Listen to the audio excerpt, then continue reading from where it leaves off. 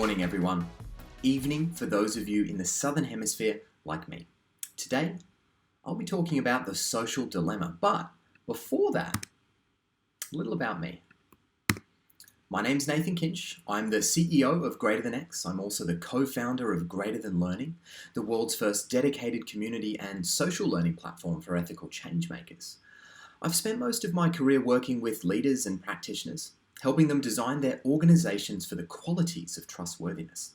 I'm also an impact investor, and right now I'm making anywhere between 25 and 30 investments a year. I write and speak a lot. I live on the beautiful sunny Gold Coast in Australia with an awesome family that does pretty much everything they can to keep me on my toes. Cutting a long story short, the causes and the potential solutions to the so-called social dilemma that we'll be discussing today have been the focus of my career. But let's start by getting on the same page. A dilemma, put rather formally, is a situation in which a difficult choice has got to be made between two or more alternatives, especially ones that are equally undesirable. We're all pretty familiar with these situations. They pop up time and time again. But what's the social dilemma? Well, in addition to being a well-produced documentary, which I believe was #1 on Netflix in Portugal for some time, it also describes a broader and highly concerning social phenomenon. Like a typical dilemma, we really have some choices to make. But the good news is they're not all undesirable, nor are they equal. More on that a little later. So semantics to the side. For the purpose of today, when I refer to the social dilemma, I'm referring to surveillance-based user exploitation for financial gain. Something that, particularly over the last few years, has been increasingly challenged as a prevailing model for digital business. Let me move on and provide two examples from organizations that we all know well. The first comes from Facebook. The images you see here from a 2017 study in the UK conducted by the Royal Society of Public Health. Now, I selected this example because it feels relatively balanced. In many ways, it's one of the more promising examples if you happen to be looking at this issue from Facebook's perspective. And what these visualizations demonstrate is that on balance, both Facebook and Instagram have a net negative impact on young people's mental health. And back in 2017, this probably shouldn't have been surprising because there was already a lot of literature on the topic.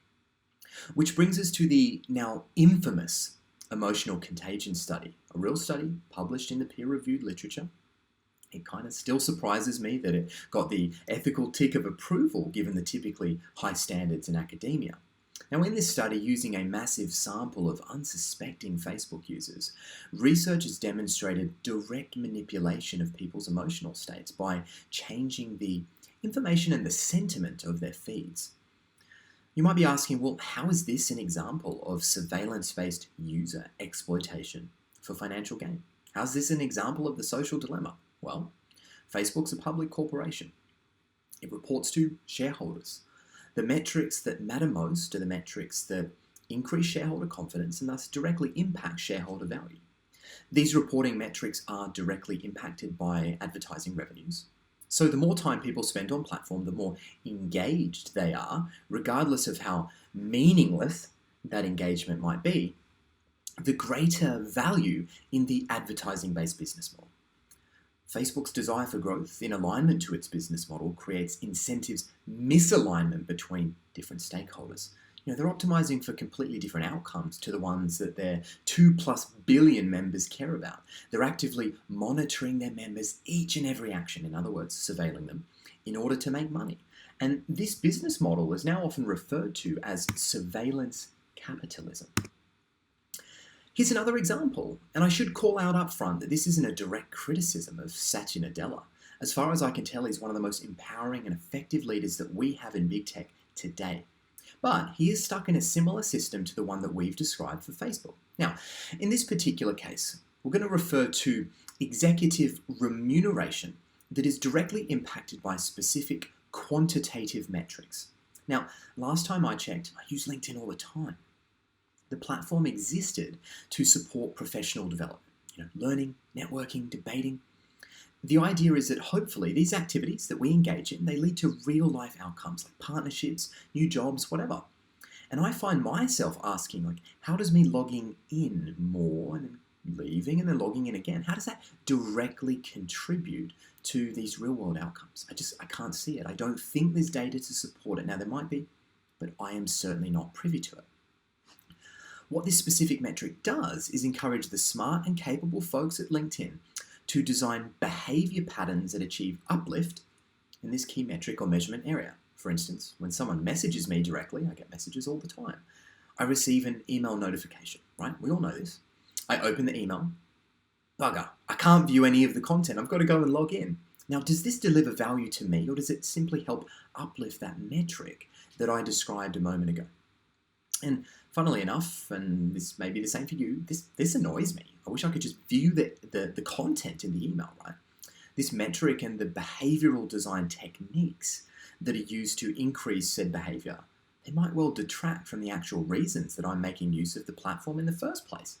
Again, this is a potential issue of incentives misalignment between the corporation and the people, diverse group of stakeholders that the corporation serves. So take a quick moment, just think about these examples and ask yourself, should we continue supporting practices such as this?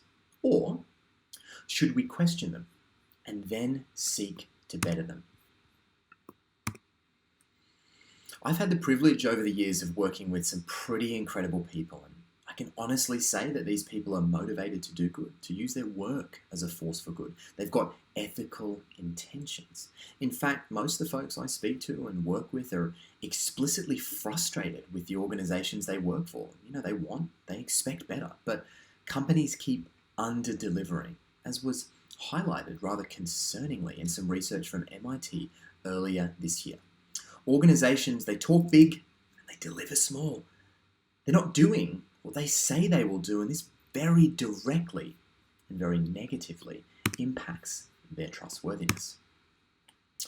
Now, the 2020 Edelman Trust Barometer highlights this, in my opinion, very well.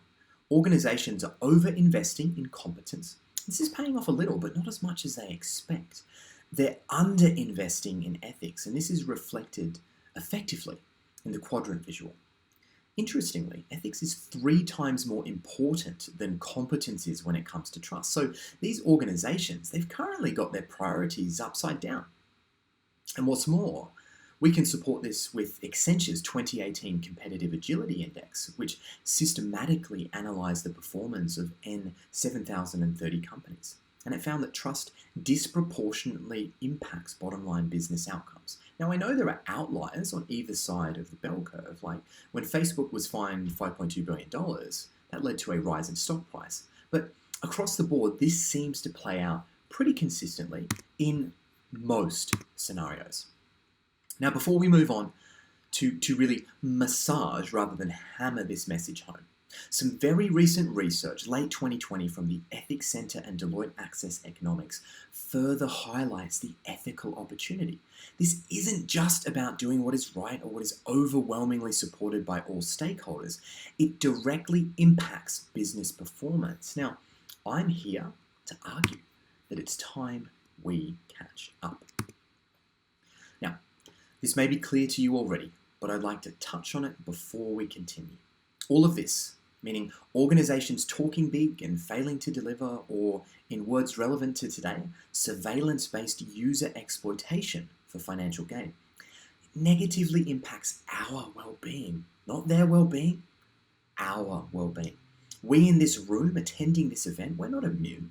It's impacting our mental and our physiological health. And I reckon we can do better, probably a lot better. So, how do we solve this dilemma? How do we overcome surveillance-based exploitation for financial gain? Well, we can stop using social media, which hasn't worked all that well so far. Obviously, there's a bunch of folks trying to get away from WhatsApp right now. You know, we could break up big tech, and that's looking more and more likely thanks to recent work in the US.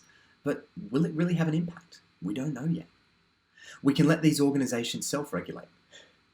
Well, most ethics initiatives within these types of organizations, thus far, they've really struggled.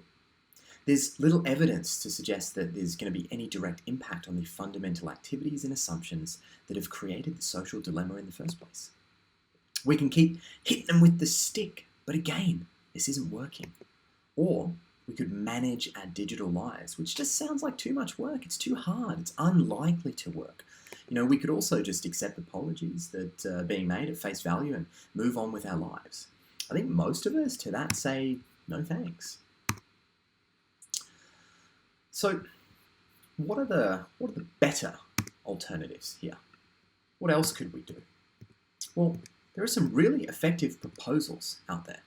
There are direct approaches to ethical design, radically different governance and decision-making structures, major long-term projects like the SAFE network, new global standards and approaches like MyData, community-based approaches to verifiable skills development and measurable action. That sounds greater than learning. I hope, in fact I trust, that all of these things will play a meaningful role. But what's the actual problem that I'm trying to communicate here? Well, unlike Cristiano Ronaldo's monumental effort of 100 international goals, which I hope triggered some positive emotions for all the folks tuning in from Portugal, the corporations we're referring to, they're optimizing for the wrong outcomes. Their primary goal, to maximize value for shareholders, is all too often at odds with the goals and outcomes that most of their stakeholders really value, like, living a better life. And this very distinct, this very clear misalignment, that's the issue that we've got to combat. It's the cause of the social dilemma.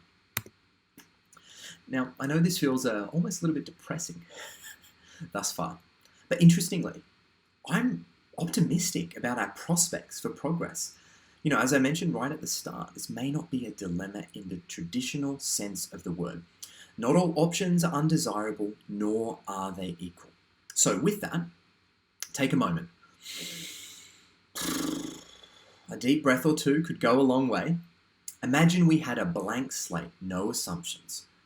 What societal goals would you choose to prioritize? Maybe it's something like the new Wellbeing Adjusted Life Years metric, WALL-E, from the Happiness Research Institute in Copenhagen. It could be something else. Like how might this, changing the goals, how might that impact your life? How might this impact your work? How might this impact our shared future? The good news is there are plenty of individuals and organizations already thinking this way, and one that I'd like to highlight is Impossible Foods. If you haven't heard about this company, it's likely you will. More and more over the coming months and years. They rose to fame by manufacturing heme. A little on the basic details. Okay, so when soy leg hemoglobin's cooked, it produces heme. Heme is important for lots of different physiological functions, even if consumption of heme iron is closely correlated to a bunch of nasty diseases. This innovation enables the meat-like flavor, smell, and texture that the company has become so famous for. And in 2018, in fact, I'm getting ahead of myself, the FDA determined that soy leg hemoglobin was safe to eat, right? Or in an official parlance, generally recognized as safe. And this was really a massive breakthrough, a giant leap for mankind towards a more sustainable food system. But Impossible is way more than a food company. They're sort of like a Homo sapiens survival company. Just made that up. Their recent impact report from 2020 highlighted this beautifully. The goals that they have as a business, a wildly successful one at that, one that looks like they have incredible prospects for growth, are very likely the same goals that matter the most to our species, to humans. The goals and incentives alignment, this is why they are more likely to consistently exhibit the qualities of trustworthiness, and it's more likely that they will be successful in the future. With Impossible and all these other alternatives, people can eat the food that they love while significantly lessening the impact that they have on the ecology that we and so many other species rely upon. Yeah, I know, this is a different type of company to Facebook, I get that. But it's this sort of thinking and these actions, these categorical actions, they're how we're going to overcome and solve the social dilemma and its related issues. we change the goals. We align the incentives. We make what matters to people matter to business. We no longer make the same crappy, unnecessary ethical trade-offs. After all, this might not be a dilemma at all. There are plenty of desirable pathways forward. All right, we've covered a lot of ground in a very short period of time. Let's talk about some actions that you can take as a leader, an influencer, or a practitioner tomorrow. Better yet, start today. Action number 1, define new goals. Now, the visual that you see here comes from Kate Raworth's work on donut economics, and it's one of many models that you might consider when defining the new goals that will drive your organization and potentially even our society into the future. Action number 2 builds upon the first. Okay, you've set the new goals that explicitly align your business to the broad and diverse group of stakeholders that you serve. You then redesign your incentive structures. Now, this is hard, it's going to take time, but there are ways to systematically and progressively do this. The systems diagram that you see in front of you, it comes from our VME design framework at Greater Than X. And this, as with the previous visual, is just one of many ways that you could go about designing fundamentally better incentive structures that encourage productive behaviors, discourage unproductive ones, all in the context of the goals that you share with the people and the communities that you serve. All right, the last action I'll propose today is about how you design relationships. Now, the image you see here comes from the New Yorker magazine. It's a beautiful, satirical depiction of the modern state of business to consumer relationships. These relationships, they're effectively a zero-sum game. Take it or leave it. There's no choice. There's no meeting of the minds. If you as an organization are to become worthy of trust, if you are to help overcome the social dilemma and its related challenges, you have to redesign your stakeholder relationships. And a great proxy for this is your terms and conditions, which, as of today, all the evidence consistently suggests are fundamentally broken. They're designed to protect and obfuscate, not empower, support decision-making, and help foster meaningful relationships between equals. Again, there are many models, methods, frameworks, and toolkits that you can use to support this strategic and tactical action. Now, before I leave you today, there's one final question I'd like you to ask. Given what we've discussed, given what I've shared, what is the one thing that you will do differently tomorrow? Take 10 seconds, think about it, visualize the action.